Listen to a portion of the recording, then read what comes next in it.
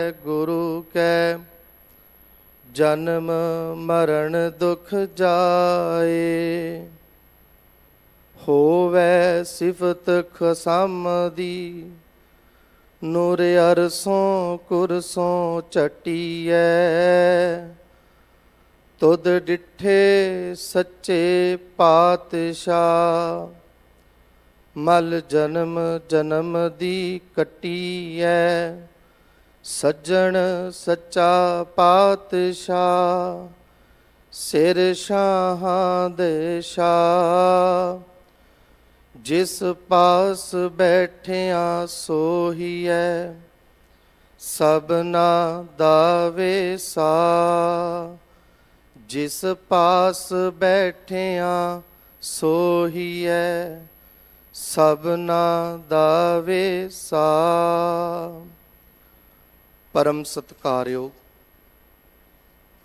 धन श्री गुरु ग्रंथ साहिब पातशाह जी दी पावन गोद अंदर सुभाईमान सतगुर जी दी साजी नवाजी प्यारी साध संगत जीओ, आप जी बड़े ही प्यार दे नाल अमृत वेले तो धन श्री गुरु हरकृष्ण महाराज जी दी चरण छो प्राप्त पावन अस्थान गुरुद्वारा श्री बंगला साहिब विखे हाज़री भर रहे हो।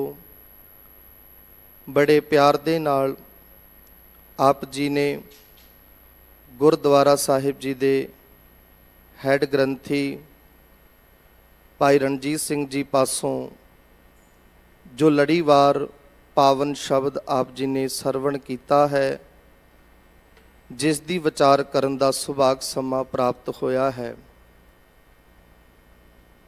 पावन शब्द धन श्री गुरु ग्रंथ साहिब महाराज जी दे अंदर 185 अंग साहिब ते गौड़ी गुआरेरी राग दे अंदर गुरु अर्जन देव पातशाह जी का उचारण किया होया सुभाईमान है। आओ जी बड़े प्यार दे नाल फतेह नाल सांझ पा के पावन शब्द की विचार की आरंभता करिए जी। वाहिगुरु जी का खालसा वाहिगुरु जी की फतेह। धन श्री गुरु अर्जन देव पातशाह जिन्हां नूं धन श्री गुरु अमरदास पातशाह जी ने बाणी के बोहथे का खिताब दिता है, बाणी का जहाज। धन श्री गुरु अर्जन देव पातशाह जी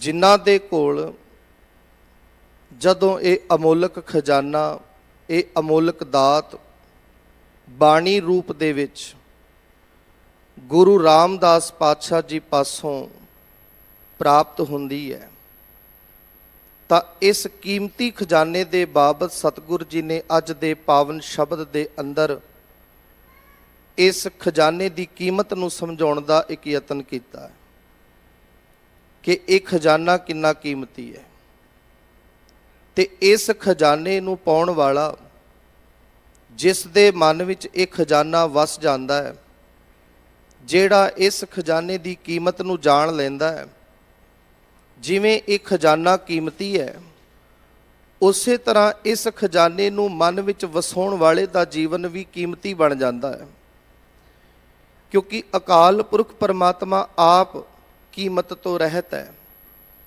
तो जे परमात्मा कीमत तो रहत है, जिस परमात्मा का ये कीमती खजाना है ना, तो फिर उन्हां दी भी कोई कीमत ते कोई मुल नहीं पा सकता। धन श्री गुरु अर्जन देव पातशाह जी ने कृपा की है, जो आपां पहली पंक्ति पढ़ांगे, हम तनवंत भागठ सच नाए। तनवंत की गल की है। तनवंत वह हुंदा जिहदे कोल धन पदार्थ होवे, पर धनी भी दो तरह के हुंदे ने। एक संसारक तौर ते धनी ते एक अध्यात्मक तौर ते धनी। जरूरी नहीं कि जिहदे कोल संसारक तौर ते धन है दौलत है उही धनी होवे। ਧਨੀ ਹੋਣ ਦਾ ਸੰਬੰਧ ਸੰਸਾਰ ਦੀ ਦੌਲਤ ਨਾਲ ਨਹੀਂ ਹੈ।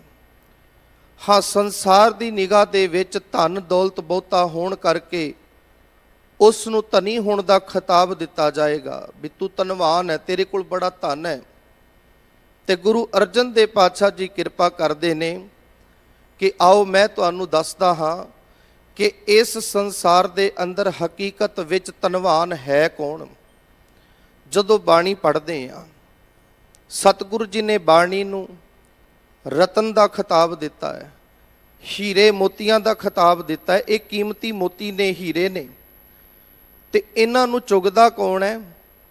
ਸਤਿਗੁਰੂ ਜੀ ਕਹਿੰਦੇ ਜਿਹੜੇ ਹੰਸ ਰੂਪ ਸਿੱਖ ਨੇ ਨਾ, ਉਹ ਇਸ ਕੀਮਤੀ ਮੋਤੀਆਂ ਨੂੰ ਚੁਗਦੇ ਨੇ, ਹਾਸਲ ਕਰਦੇ ਨੇ, ਜੀਵਨ 'ਚ ਧਾਰਨ ਕਰਦੇ ਹੈ।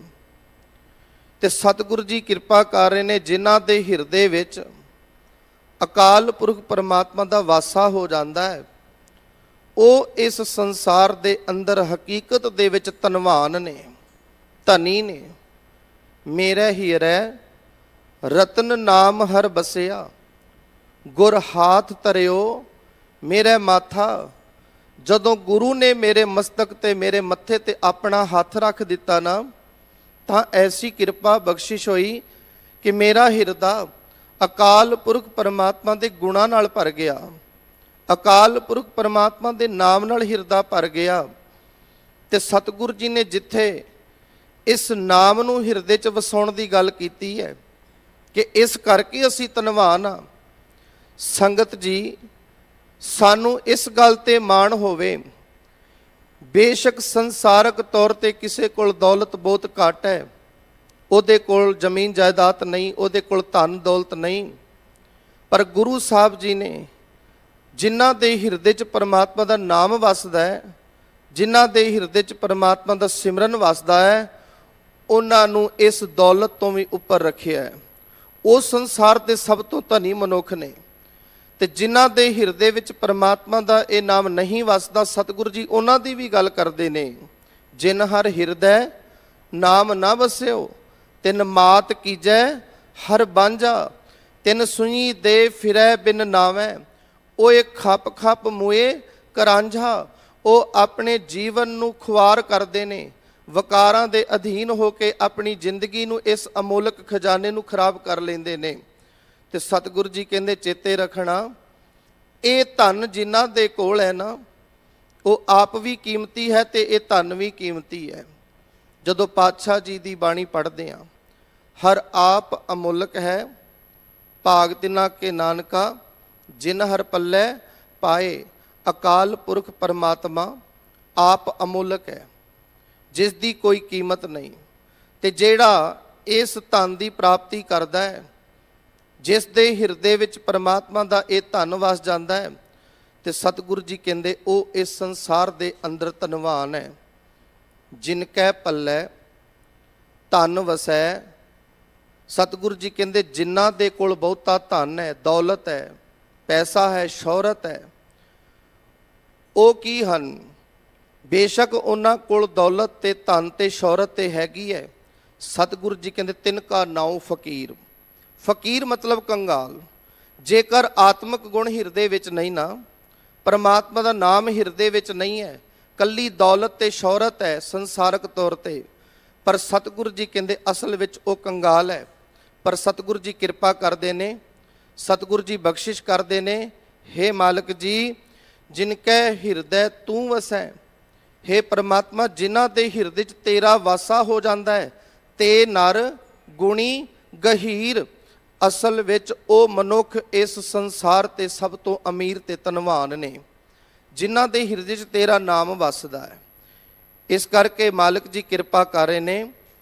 ਹਮ ਧਨਵੰਤ, ਸਤਿਗੁਰੂ ਜੀ ਕਹਿੰਦੇ ਮੈਂ ਧਨਵਾਨ ਹੋ ਗਿਆ, ਮੇਰੇ ਕੋਲ ਬਹੁਤ ਧਨ ਆ ਗਿਆ। ਧਨ ਕਿਹੜਾ ਆਇਆ ਹੈ? ਨਾਮ ਦਾ। ਧਨ ਕਿਹੜਾ ਆਇਆ ਹੈ? ਭਗਤੀ ਦਾ। ਕਿਉਂਕਿ ਇਹ ਭਗਤੀ ਦਾ ਖਜ਼ਾਨਾ ਜਿਹੜਾ ਹੈ ਨਾ, ਇਹ ਗੁਰੂ ਕੋਲੋਂ ਮਿਲੇਗਾ।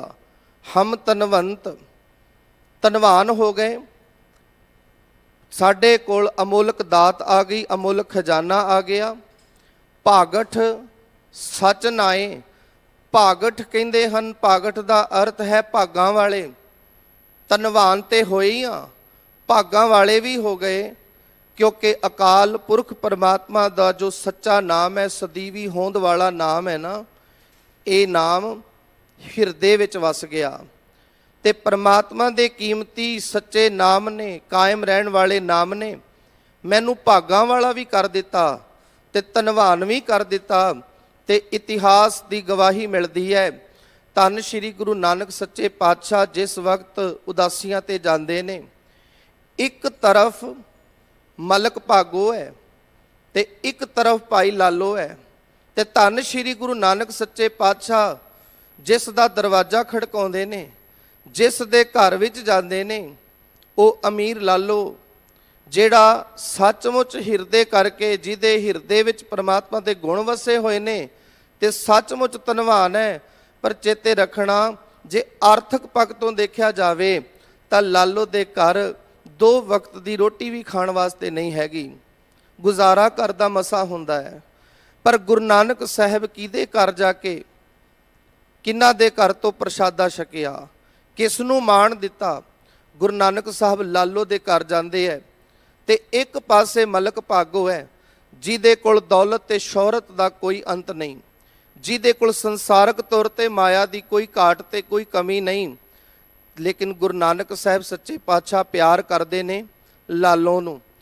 ਤੇ ਇਸ ਗੱਲ ਨੂੰ ਅਸੀਂ ਸਮਝਣਾ ਹੈ, ਪਰਮਾਤਮਾ ਦਾ ਜਿਹੜਾ ਨਾਮ ਜਦੋਂ ਹਿਰਦੇ 'ਚ ਵਸ ਜਾਂਦਾ ਹੈ ਤਾਂ ਫਿਰ ਅਸੀਂ ਧਨਵਾਨ ਵੀ ਹੋ ਜਾਂਦੇ ਹਾਂ ਅਤੇ ਭਾਗਾਂ ਵਾਲੇ ਵੀ ਹੋ ਜਾਂਦੇ ਹਾਂ।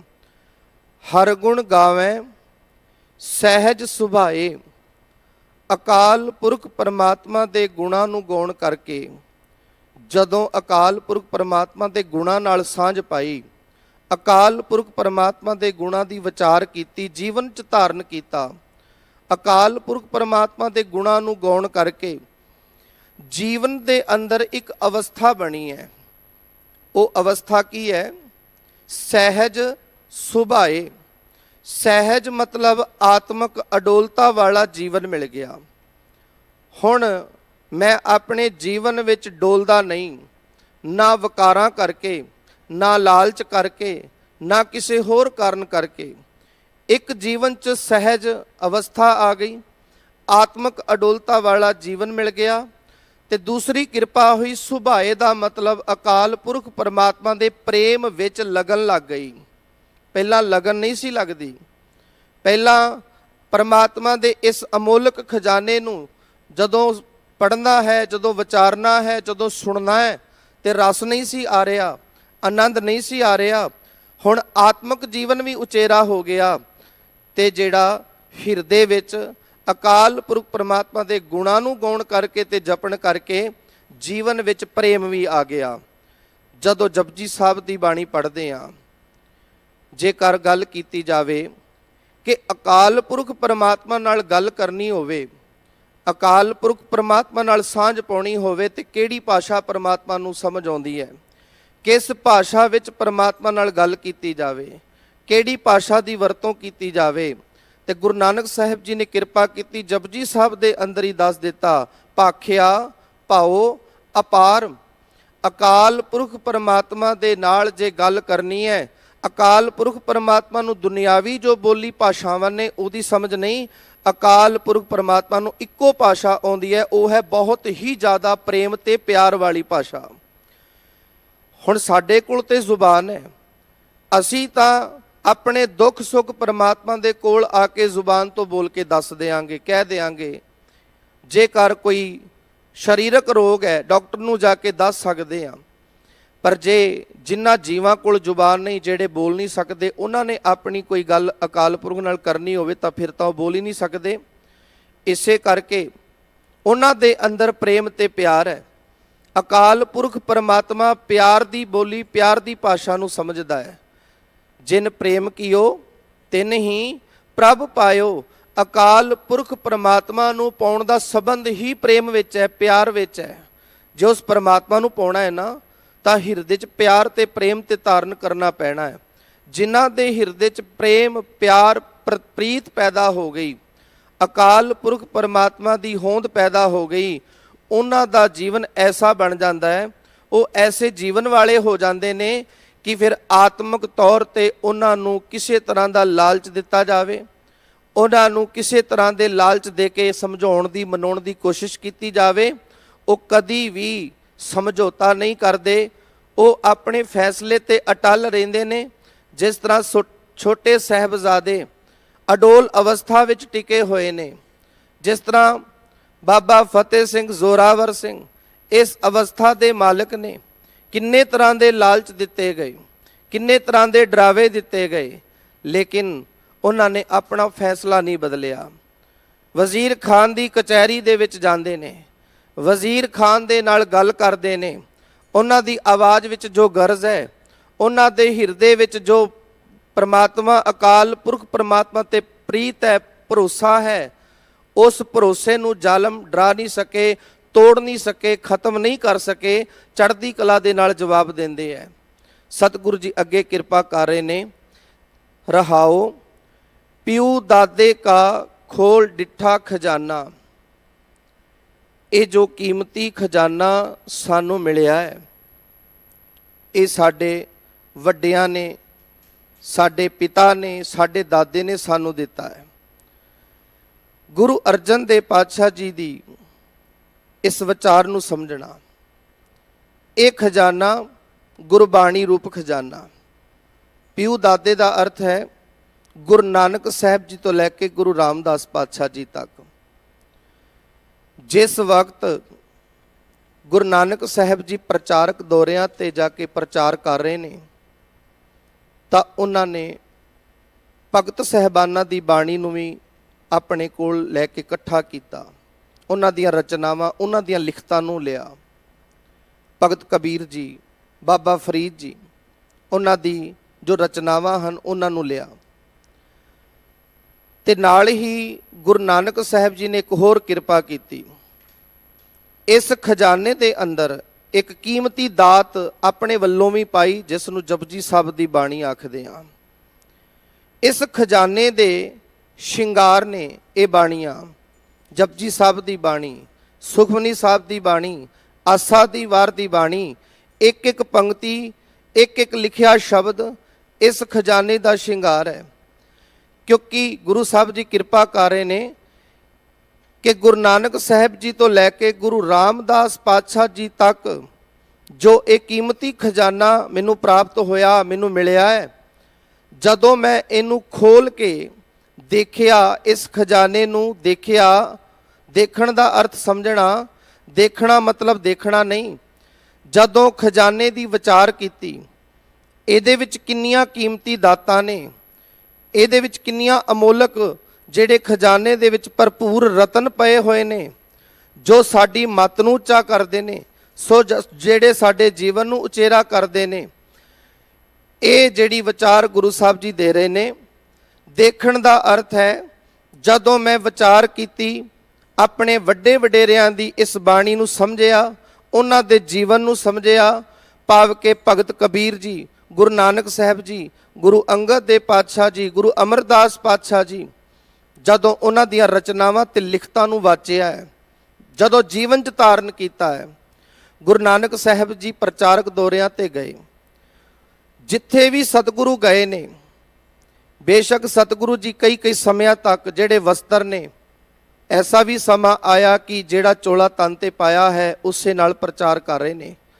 ਜਿਹੜੀ ਪੈਰ ਵਿੱਚ ਕਈ ਵਾਰ ਤਾਂ ਸ਼ਾਇਦ ਪਾਤਸ਼ਾਹ ਨੂੰ ਜੋੜਾ ਵੀ ਨਹੀਂ ਮਿਲਿਆ ਪਾਉਣ ਵਾਸਤੇ, ਲੇਕਿਨ ਸਤਿਗੁਰੂ ਜੀ ਜਿੱਥੇ ਵੀ ਗਏ ਉਹਨਾਂ ਕੋਲ ਦੋ ਚੀਜ਼ਾਂ ਜ਼ਰੂਰ ਹੋਇਆ ਕਰਦੀਆਂ ਸੀ, ਆਸਾ ਹੱਥ, ਕਿਤਾਬ ਕੱਚ।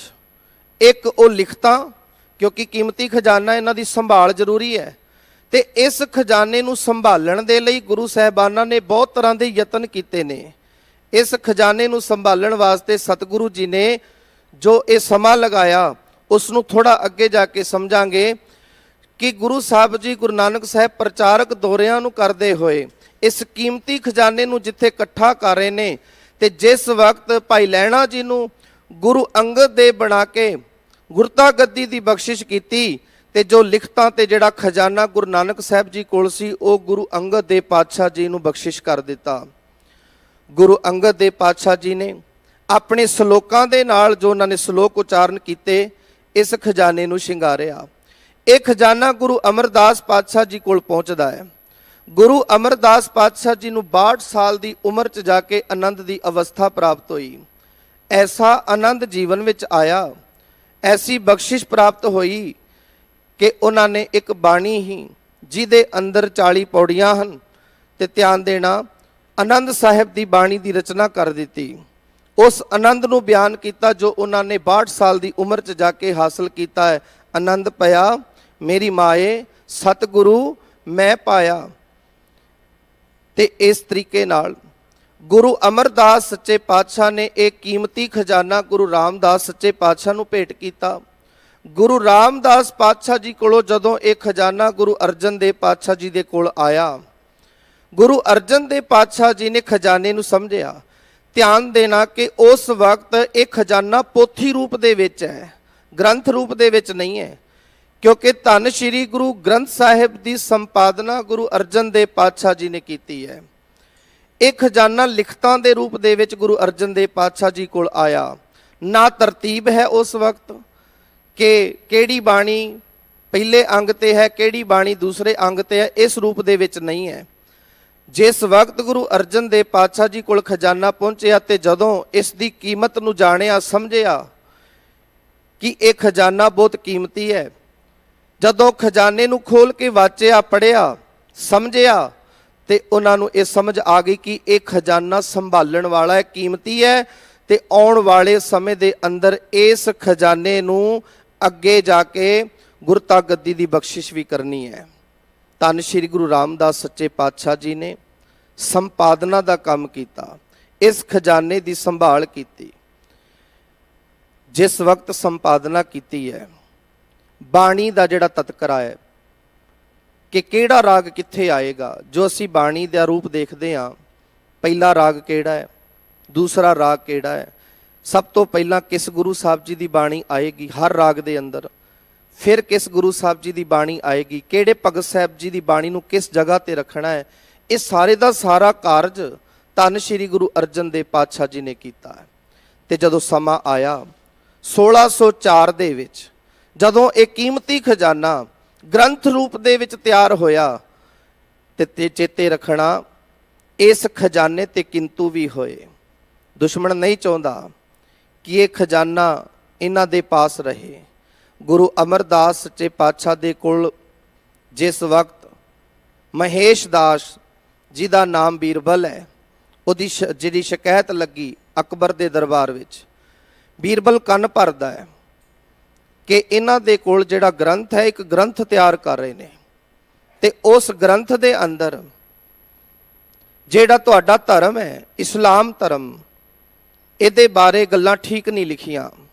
ਐਸਾ ਕੁਝ ਲਿਖਿਆ ਹੈ ਜੋ ਧਰਮ ਦੇ ਮੁਤਾਬਕ ਨਹੀਂ ਹੈ, ਧਰਮ ਦੀ ਤੌਹੀਨ ਹੈ। ਤੇ ਅਕਬਰ ਬਾਦਸ਼ਾਹ ਨੇ ਮਹੇਸ਼ ਦਾਸ ਬੀਰਬਲ ਦੀ ਕਹੀ ਗੱਲ ਨੂੰ ਸੁਣ ਕੇ ਉਹਦੀ ਗੱਲ ਤੇ ਯਕੀਨ ਨਾ ਕਰਕੇ ਆਪ ਦੇਖਣਾ ਚਾਹਿਆ ਕਿ ਆਪ ਜਾ ਕੇ ਦੇਖਦੇ ਹਾਂ ਕਿ ਜੋ ਗ੍ਰੰਥ ਇਹ ਤਿਆਰ ਕਰ ਰਹੇ ਨੇ ਉਹਦੇ 'ਚ ਲਿਖਿਆ ਕੀ ਹੈ, ਉਹਦੇ 'ਚ ਹੈ ਕੀ ਹੈ। ਤੇ ਜਿਸ ਵਕਤ ਆਪ ਅਕਬਰ ਚੱਲ ਕੇ ਗੁਰੂ ਅਮਰਦਾਸ ਸੱਚੇ ਪਾਤਸ਼ਾਹ ਜੀ ਦੇ ਪਾਸ ਆਉਂਦਾ ਹੈ ਤੇ ਪਾਤਸ਼ਾਹ ਨੇ ਜੋ ਸਿਧਾਂਤ ਦਿੱਤਾ, ਪਹਿਲੇ ਲੰਗਰ ਪਾਛੈ ਸੰਗਤ ਦਾ ਲੰਗਰ ਛਕਾਇਆ ਗਿਆ, ਪੰਗਤ ਵਿੱਚ ਬਿਠਾ ਕੇ ਉਹ ਮਰਿਆਦਾ ਜਿਹੜੀ ਆ ਉਹ ਭੰਗ ਨਹੀਂ ਕੀਤੀ ਗਈ। ਭਾਵੇਂ ਕੋਈ ਮਹਾਰਾਜਾ ਆਇਆ, ਭਾਵੇਂ ਕੋਈ ਰਾਜਾ ਆਇਆ, ਭਾਵੇਂ ਕੋਈ ਬਾਦਸ਼ਾਹ ਆਇਆ, ਮਰਿਆਦਾ ਬਰਾਬਰ ਹੈ। ਪੰਗਤ ਦੇ ਵਿੱਚ ਬਿਠਾ ਕੇ ਜੋ ਲੰਗਰ ਛਕਾਉਣ ਦੀ ਵਿਧੀ ਹੈ ਉਸੇ ਮੁਤਾਬਕ ਲੰਗਰ ਛਕਾਇਆ ਗਿਆ। ਤੇ ਉਸ ਵਕਤ ਬਾਬਾ ਬੁੱਢਾ ਸਾਹਿਬ ਜੀ ਨੂੰ ਕਹਿ ਕੇ ਪੋਥੀ ਸਾਹਿਬ ਪ੍ਰਕਾਸ਼ ਕਰਵਾਈ ਗਈ। ਅਕਬਰ ਕਹਿੰਦਾ ਮੈਂ ਆਪ ਸੁਣਨਾ ਚਾਹੁੰਦਾ ਹਾਂ ਕੀ ਲਿਖਿਆ ਹੈ, ਕਿ ਕਿਸੇ ਸਾਡੇ ਧਰਮ ਦੀ ਕੋਈ ਤੋਹੀਨ ਤਾਂ ਨਹੀਂ, ਕੋਈ ਐਸੇ ਸ਼ਬਦ ਤਾਂ ਨਹੀਂ। ਬਾਬਾ ਬੁੱਢਾ ਸਾਹਿਬ ਜੀ ਨੇ ਪੋਥੀ ਸਾਹਿਬ ਪ੍ਰਕਾਸ਼ ਕੀਤੀ ਤਾਂ ਉਸ ਵਕਤ ਜੋ ਪਾਵਨ ਸ਼ਬਦ ਆਇਆ, ਅਵਲ ਅੱਲਾ ਨੂਰ ਉਪਾਇਆ ਕੁਦਰਤ ਕੇ ਸਭ ਬੰਦੇ, ਏਕ ਨੂਰ ਤੇ ਸਭ ਜਗ ਉਪਜਿਆ, ਕੌਣ ਭਲੇ ਕੋ ਮੰਦੇ। ਇਹ ਸ਼ਬਦ ਅਕਬਰ ਨੇ ਸੁਣੇ ਤੇ ਅਕਬਰ ਨੇ ਜਦੋਂ ਗੁਰੂ ਘਰ ਦੀ ਮਰਿਆਦਾ ਦੇਖੀ, ਉਸ ਦਾ ਮਨ ਖਿੱਚਿਆ ਗਿਆ। ਗੁਰੂ ਅਮਰਦਾਸ ਸੱਚੇ ਪਾਤਸ਼ਾਹ ਦੇ ਪੈਰਾਂ ਦਾ ਚਰਨਾਂ ਦਾ ਭੌਰਾ ਬਣ ਗਿਆ ਤੇ ਆਪਣੇ ਦਿਲ ਦੀ ਵੇਦਨਾ ਨੂੰ ਪ੍ਰਗਟ ਕੀਤਾ ਕਿ मैं सुनिया तो बहुत कुछ सीगा, लेकिन इत्थे आके हकीकत पता लगी कि तुसी किन्ने महान कार्ज कर रहे हो। बिना किसी भेदभाव ते वितकरे तो तुसी इस थां ते सब नूं एक सार एक थां ते बिठा के लंगर छका रहे हो। ते जदों इस मर्यादा नूं अकबर ने देखिया, इच्छा प्रगट की कि मैं भी इस विच कुछ हिस्सा पाउणा चाहुंदा हां, मेरी भी इच्छा है कि मैं भी कुछ हिस्सा पावां। गुरु अमरदास सच्चे पातशाह जी कहन लगे, की हिस्सा पाओगे? कुछ मोहरा भेंट करनिया चाहुंदा हाँ, कुछ होर समग्री भी देनी चाहुंदा हाँ। ते पातशाह ने जवाब दिता, ये जो गुरु घर दा लंगर है, ये जो मर्यादा है, इस घर विच 10 ਨੂਆਂ ਦੀ किरत कमाई ਜਿਹੜੀ है ਉਹੀ भेंट की जाती है। ਅਸੀਂ ਤੁਹਾਡੀ ਇਹ ਭੇਟਾ ਤੇ नहीं लै सकते, लेकिन हाँ एक काम जरूर तुसी कर सकते हो। उस वक्त ਜਿਹੜੀ सती प्रथा सी ਅਤੇ परदा प्रथा है, सती प्रथा है, इस तरह ਦੀਆਂ जो प्रथावां ਹਨ जिन्हां ਦੇ मुताबक जे किसी इस्त्री ਦਾ पति चढ़ाई कर गया ਤਾਂ फिर उस इस्त्री ਨੂੰ पति ਦੀ ਚਿਖਾ ਵਿੱਚ ਸੜਨਾ ਪੈਂਦਾ ਸੀ। ਤੇ गुरु अमरदास सच्चे पातशाह जी ने समय ਦੇ ਹਾਕਮ ਨੂੰ उस जगह ते जदों बैठे देखिया तो समझिया कि ये कोल ये कार्ज करवाया जा सकता है। तो पातशाह ने कहा, अकबर जे तू काम करना चाहना है, इस मनुखता के लिए कुछ करना चाहना है, तो ये जो सती प्रथा है इस ते संपूर्ण तौर पर रोक लगा दे, इसनूं सदैव काल लई बंद कर दे। तो सतगुरु सच्चे पातशाह जी के कहण ते अकबर ने यह हुक्म भी कर दिता, संगत जी इस कीमती खजाने नूं समय समय सिर खत्म करने दी कोशिशां कीतियां गईयां। गुरु अर्जन देव पातशाह जी नूं इस गल दा पता है। उदाहरण आप जी दे सामने मैं आप जी दे नाल जरूर सांझी करांगा। जिस वक्त गुरु अर्जन देव पातशाह संपादना कर रहे ने, उस वक्त जिन्हां होरां ने भी कुछ रचनावां लिखियां, काना, छज्जू, पीलू, ये भी आके बेनती करते ने, असी कुछ लिखतां लिखियां ने, असी भी बाणी लिखी है, तो एक किरपा करो कि जिहड़ी तुहाडी ये रचना है इहदे विच साडी भी रचना नूं दर्ज कर दिओ। गुरु अर्जन देव पातशाह जी ने इशारा किया, ये धुर की बाणी है, ये कोई किसी दी लिखत जां कोई कलाम नहीं कि कोई भी आया तो उहदियां लिखतां इहदे च दर्ज कर दईए। भगत कबीर जी की बहुत सारी बाणी ऐसी है जो गुरु ग्रंथ साहिब जी दे विच दर्ज नहीं है। बाबा फरीद साहब जी की बहुत सारी बाणी गुरु ग्रंथ साहिब च दर्ज नहीं है। भाव के केवल ओही बाणी संपादना करन वेले गुरु अर्जन देव पातशाह जी ने दर्ज की है, जेड़ी बाणी गुरमत आशे अनुसार है, जेड़ी बाणी गुरमत दे अनुकूल है। ते जेड़े काना, पीलू, छज्जू जदों आए तो सतगुरु ने इनकार कर दिता, तुहाडियां रचनावां इहदे विच दर्ज नहीं कीतियां जा सकदियां, ये बाणी नहीं। हाँ ये कवितावां का एक रूप हो सकता है, कवितावां हन।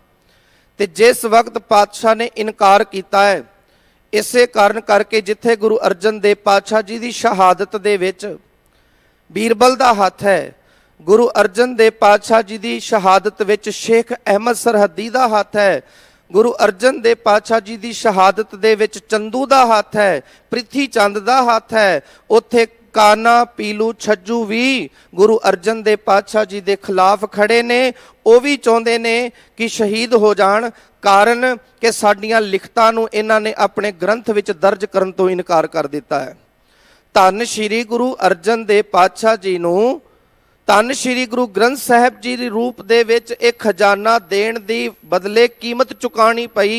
ते यही कारण सी धन श्री गुरु अर्जन देव पातशाह जी नूं यासा दे कानून दे तहत तत्ती तवी ते बिठा के गरम रेत सीस विच पा के शहीद कर दिता जाता है, क्योंकि धन श्री गुरु अर्जन देव पातशाह जी ने ओ कार्ज कर दिता। 1604 दे विच दरबार साहब की रचना हुई अते दरबार साहब की रचना दे अंदर धन श्री गुरु ग्रंथ साहिब जी की बाणी का जदों पहला प्रकाश किया गया है, उस वक्त कईयां दे हिरदे वलुंदरे गए। क्योंकि बाणी की सिखाउंदी है, एको है भाई एको है, साहिब मेरा एको है। इस विचों आवाज आउंदी है, कोई बोले राम राम, कोई खुदाए, कोई सेवै गुसैया, कोई अल्लाह। ਇਹ ਸਭ ਨੂੰ ਇੱਕ ਕਰਨ ਦੀ ਗੱਲ ਕਰਦੀ ਹੈ, ਇਹ ਭੇਦ ਭਾਵ ਖਤਮ ਕਰਨ ਦੀ ਗੱਲ ਕਰਦੀ ਹੈ। ਤੇ ਉਹਨਾਂ ਨੂੰ ਕਿਵੇਂ ਮਨਜ਼ੂਰ ਹੋ ਸਕਦਾ ਹੈ ਜਿਨ੍ਹਾਂ ਦੇ ਹਿਰਦੇ ਪਾਪ ਨਾਲ ਭਰੇ ਹੋਣ। ਇਸੇ ਕਰਕੇ ਵੱਖ-ਵੱਖ ਸਮਿਆਂ ਦੇ ਅੰਦਰ ਇਸ ਖਜ਼ਾਨੇ ਨੂੰ ਮਟਾਉਣ ਤੇ ਖਤਮ ਕਰਨ ਦੇ ਯਤਨ ਵੀ ਕੀਤੇ। ਬਾਹਰ ਵਾਲਿਆਂ ਨੇ ਤੇ ਕੀਤੇ ਹੀ, ਆਪਣਿਆਂ ਨੇ ਵੀ ਘੱਟ ਨਹੀਂ ਕੀਤੀ। ਤੇ ਜਦੋਂ ਇਤਿਹਾਸ ਦਾ ਪੱਖ ਲੈਨੇ ਆ, ਇਸ ਖਜ਼ਾਨੇ ਦੀ ਸੰਭਾਲ ਵਾਸਤੇ ਸਤਿਗੁਰੂ ਜੀ ਨੇ ਇੱਕ ਨੁਕਤਾ ਅਪਣਾਇਆ। ਹਰ ਸ਼ਬਦ ਦੀ ਸਮਾਪਤੀ ਤੇ ਸਤਿਗੁਰੂ ਜੀ ਨੇ ਅੰਕ ਦਰਜ ਕੀਤੇ, ਨੰਬਰ ਦਰਜ ਕੀਤੇ। ਨੰਬਰ ਦਾ ਅਰਥ ਕੀ ਹੈ? ਜਦੋਂ ਆਪ ਜੀ ਇੱਕ ਸ਼ਬਦ ਦੀ ਸਮਾਪਤੀ ਤੇ ਪਿੱਛੇ ਲਿਖੇ ਅੰਕ ਦੇਖਦੇ ਹੋ, ਸਤਿਗੁਰੂ ਜੀ ਨੇ ਗੁਰੂ ਗ੍ਰੰਥ ਸਾਹਿਬ ਜੀ ਦੀ ਬਾਣੀ ਨੂੰ ਲੌਕ ਕਰ ਦਿੱਤਾ, ਤਾਲਾ ਮਾਰ ਦਿੱਤਾ।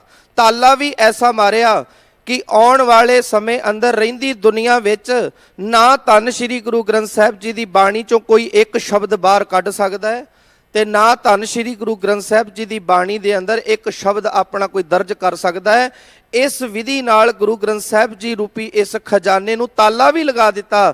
ਤੇ ਤਾਲਾ ਲਗਾਉਣ ਤੋਂ ਬਾਅਦ ਜਦੋਂ ਅਸੀਂ ਮੁੰਦਾਵਣੀ ਪੜ੍ਹਦੇ ਹਾਂ, ਸਤਿਗੁਰੂ ਜੀ ਨੇ ਇੱਕ ਮੋਹਰ ਲਗਾ ਦਿੱਤੀ ਤੇ ਆਪਾਂ ਪੜ੍ਹਦੇ ਹਾਂ, ਥਾਲ ਵਿੱਚ ਤਿੰਨ ਵਸਤੂ ਪਈਓ, ਸਤ ਸੰਤੋਖ ਵਿਚਾਰੋ, ਅੰਮ੍ਰਿਤ ਨਾਮ ਠਾकुर का पयो, जिसका सबस आधारो, जे को खावे जे को पुंचै, तिसका होए उधारो, ਇਹ ਵਸਤ ਤਜੀ ਨਹਿ ਜਾਈ, ਨਿਤ ਨਿਤ ਰੱਖ ਉਰ ਧਾਰੋ।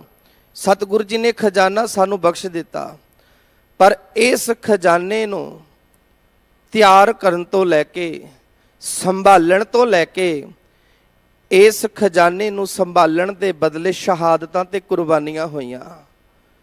1604 ਤੱਕ ਖਜ਼ਾਨੇ ਦੀ ਸੰਭਾਲ ਤੇ ਕੰਮ ਹੋਇਆ।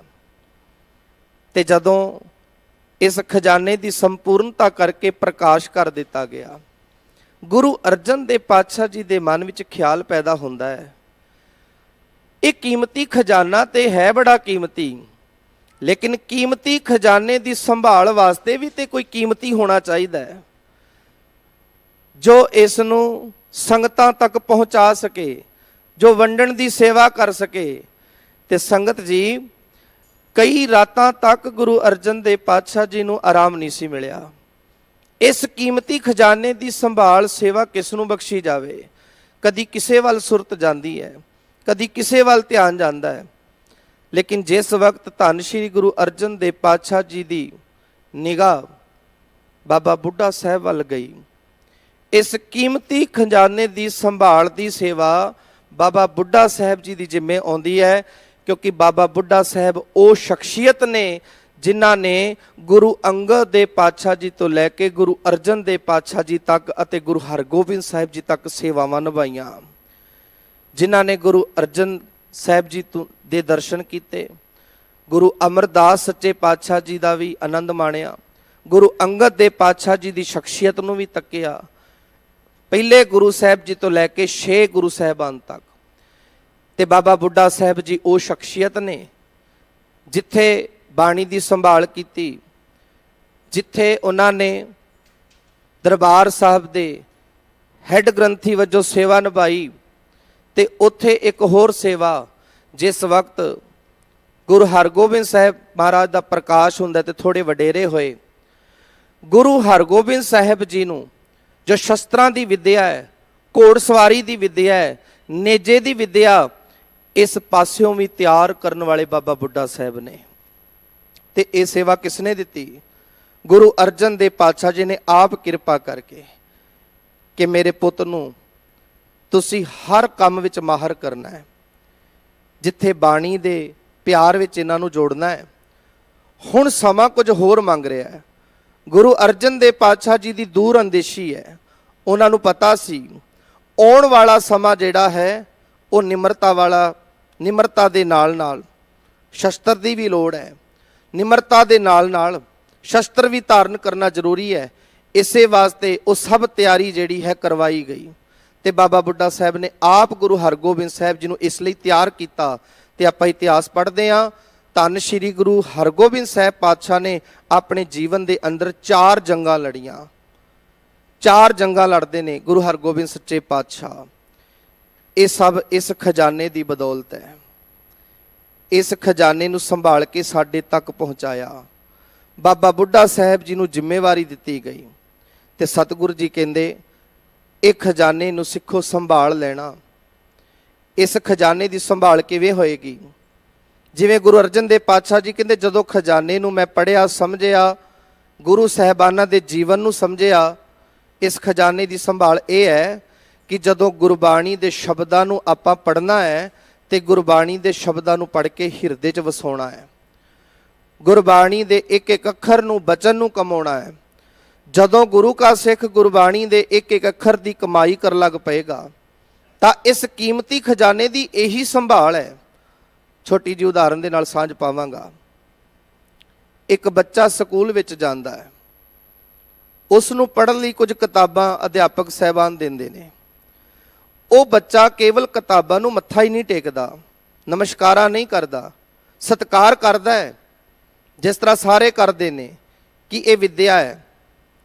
ਇਸੇ ਤਰ੍ਹਾਂ ਸਤਿਕਾਰ ਦੇ ਨਾਲ ਨਾਲ ਜੇ ਬੱਚਾ ਉਸ ਕਿਤਾਬ ਨੂੰ ਖੋਲ ਕੇ ਪੜ੍ਹੇਗਾ ਹੀ ਨਹੀਂ, ਸਮਝੇਗਾ ਹੀ ਨਹੀਂ, ਉਹਦੇ ਤੋਂ ਗਿਆਨ ਹੀ ਨਹੀਂ ਲਏਗਾ ਕਿ ਉਹ ਬੱਚਾ ਆਪਣੇ ਜੀਵਨ ਦੇ ਅੰਦਰ ਉਸ ਮੁਕਾਮ ਤੇ ਪਹੁੰਚ ਸਕੇਗਾ ਜਿਹੜਾ ਮੁਕਾਮ ਉਹ ਹਾਸਲ ਕਰਨਾ ਚਾਹੁੰਦਾ ਹੈ।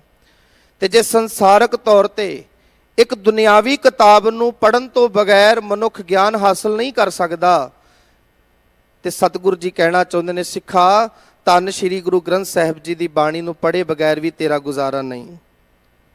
ਸੋ ਸੰਗਤ ਜੀ, ਸਤਿਗੁਰੂ ਜੀ ਨੇ ਕਿਰਪਾ ਕੀਤੀ ਹੈ ਕਿ ਇਸ ਬਾਣੀ ਦੀ ਅਸੀਂ ਸੰਭਾਲ ਕਰਨੀ ਆ। ਤਾਂ ਮੇਰਾ ਮਨ ਭਇਆ ਨਿਧਾਨਾ। ਜਦੋਂ ਇਸ ਖਜ਼ਾਨੇ ਨੂੰ ਖੋਲ੍ਹਿਆ ਤੇ ਦੇਖਿਆ ਤਾਂ ਮੇਰੇ ਮਨ ਦੇ ਵਿੱਚ ਵੀ ਕੀਮਤੀ ਇਹ ਨਿਧਾਨ ਖਜ਼ਾਨਾ, ਇਹ ਗੁਣ ਰੂਪੀ ਨਿਧਾਨ ਖਜ਼ਾਨੇ ਪੈਦਾ ਹੋ ਗਏ।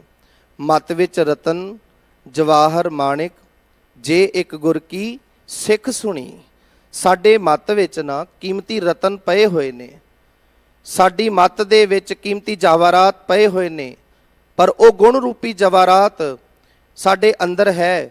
ਪਰ ਮਿਲਣਗੇ ਕਿਵੇਂ? ਜਦੋਂ ਗੁਰੂ ਦੀ ਇੱਕ ਸਿੱਖਿਆ ਨੂੰ ਅਸੀਂ ਜੀਵਨ 'ਚ ਧਾਰਨ ਕਰਾਂਗੇ, ਗੁਰੂ ਦੀ ਇੱਕ ਸਿੱਖਿਆ ਦੀ ਕਮਾਈ ਕਰਾਂਗੇ। ਰਤਨ ਲਾਲ ਜਾਕਾ ਕਛੂ ਨਾ ਮੋਲ।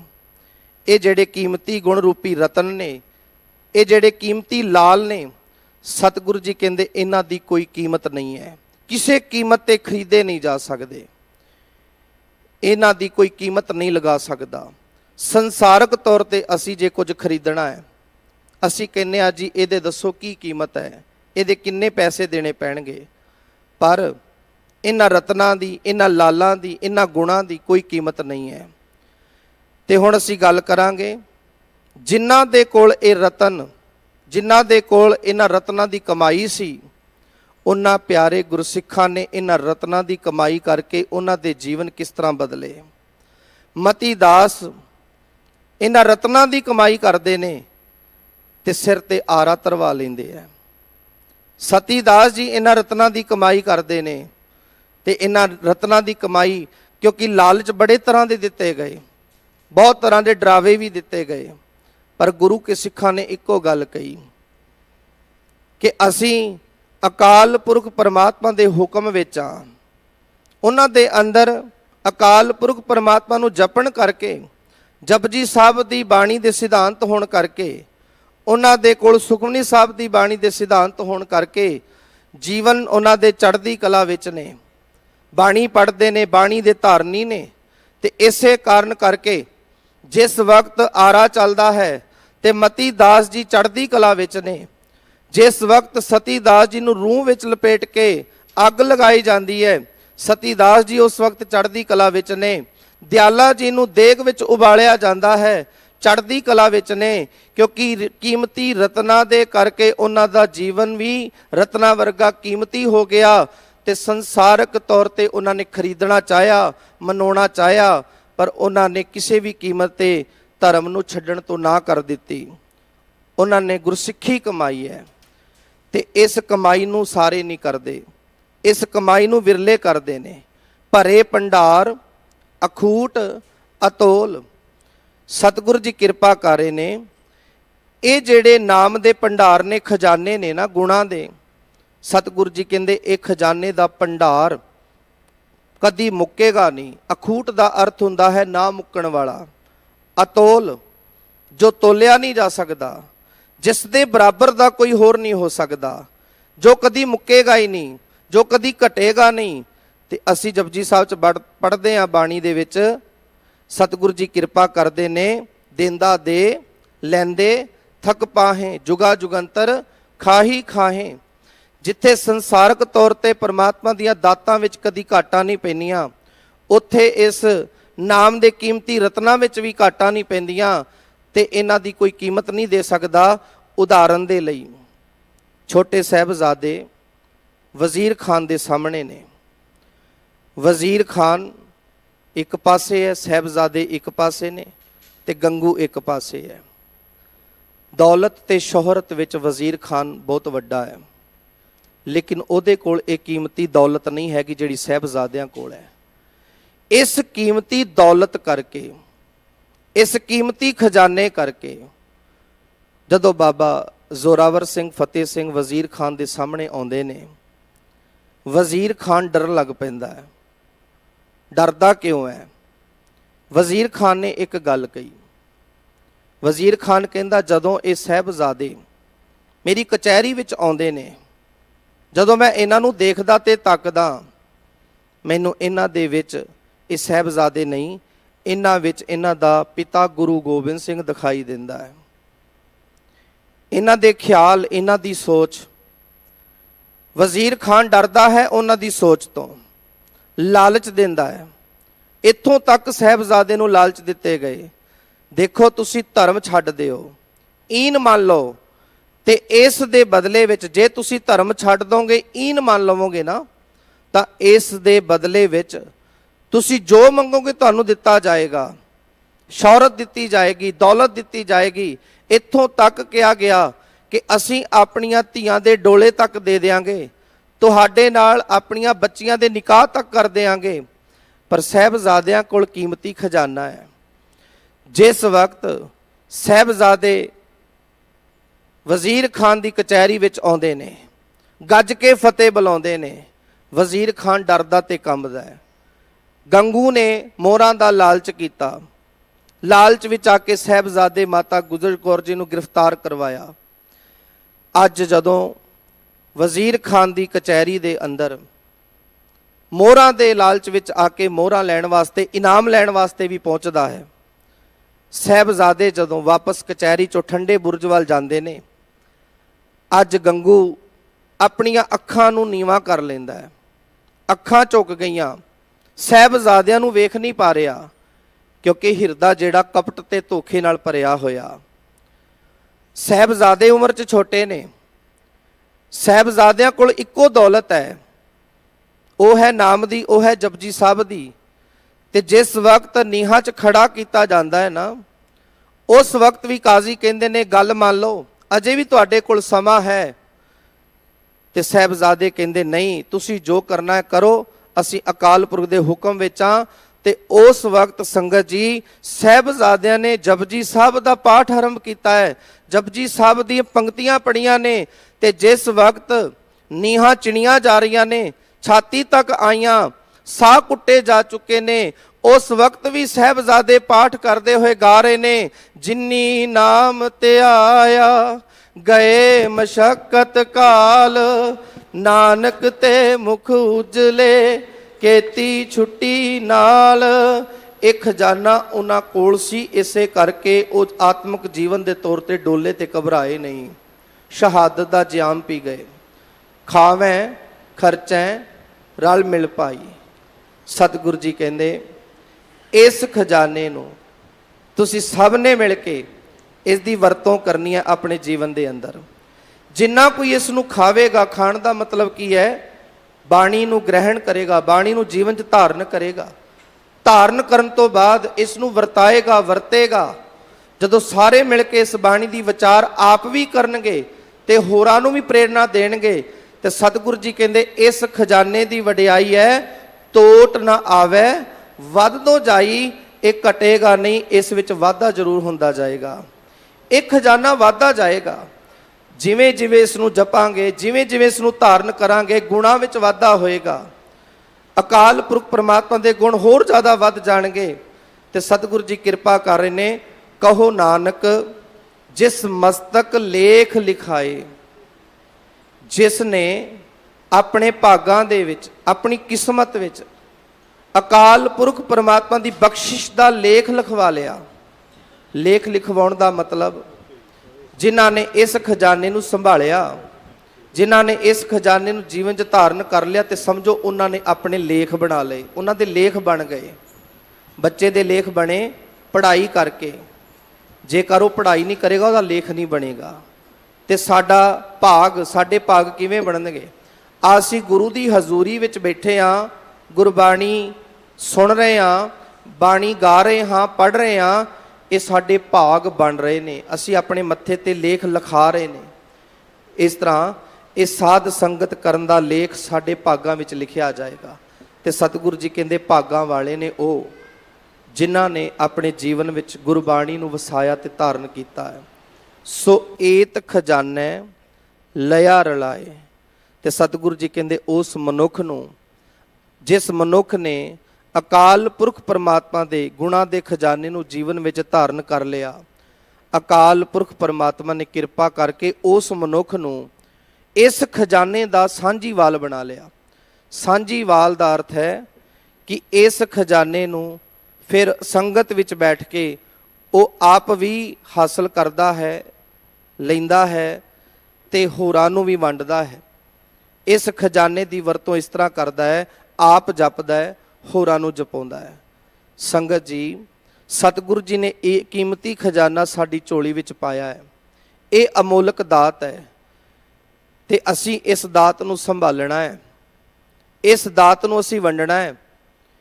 ਹਰ ਇੱਕ ਗੁਰੂ ਕਾ ਸਿੱਖ, ਜਿਨ੍ਹਾਂ ਨੂੰ ਅਕਾਲ ਪੁਰਖ ਨੇ ਇਹ ਮੱਤ ਬਖਸ਼ੀ ਹੈ, ਹਰ ਇੱਕ ਗੁਰੂ ਕਾ ਸਿੱਖ ਆਪਣੇ ਆਪ ਨੂੰ ਗੁਰੂ ਕਾ ਸਿੱਖ ਜਾਣ ਕੇ ਇਹ ਸੇਵਾ ਨਿਭਾਏ ਕਿ ਸਤਿਗੁਰੂ ਸੱਚੇ ਪਾਤਸ਼ਾਹ ਤੇਰੇ ਇਸ ਨਾਮ ਦੇ ਖਜ਼ਾਨੇ ਨੂੰ ਸੰਗਤ ਵਿੱਚ ਵੰਡਣ ਦੀ ਮੈਨੂੰ ਦਾਤ ਬਖਸ਼ਿਓ, ਤਾਂ ਕਿ ਇਸ ਦਾਤ ਨੂੰ ਸੰਗਤ ਵਿੱਚ ਵੰਡਿਆ ਜਾ ਸਕੇ।